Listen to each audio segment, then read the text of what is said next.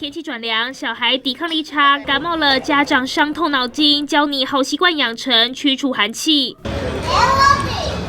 避开正中午，上午10点或下午2点左右，让小朋友晒太阳，尤其是后背，补补阳气。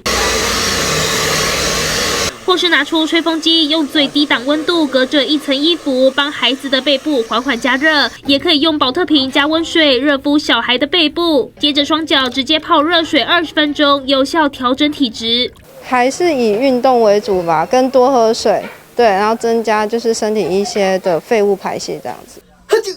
要是鼻塞睡不着，先深吸一口气，把头微扬起来，捏住鼻子闭气，等到憋不住的时候放开手，据说鼻子就通了，有一点通的感觉，就是鼻子跟喉咙之间有连结的感觉。网络还有偏方，把橘子抹盐拿去烤，180度15分钟，能够缓解咳嗽。中医师说真的有效，上面可以撒一点点盐巴，那这个可以有效的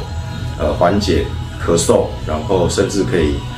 化痰的作用。天气干冷，不少人皮肤干痒脱屑，皮肤科医师建议涂抹含神经酰胺的护肤品，加强肌肤屏障。还有穿着纯棉衣物，调整饮食，少吃重咸重甜的食物，多补充维他命 C 以及 Omega-3，才不会季节转换，身体毛病一大堆。记者杨生李云杰台中报道。